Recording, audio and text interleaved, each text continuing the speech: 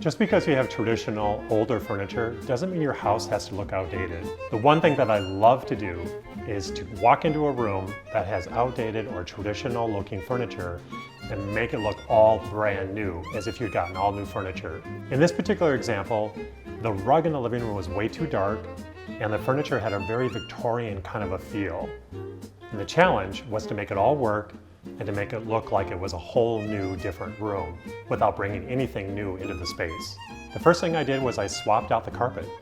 I took the carpet from the dining room and put it into the living room, and put the living room carpet in the dining room. I also took a chair from the second floor bedroom and brought it into the living room because I didn't have enough furniture and I needed that one last piece to round out the collection.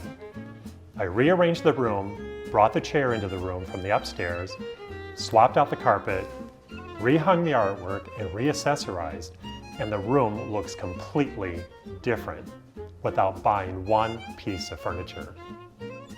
So a room doesn't have to look old. It doesn't have to look like an older person lives there.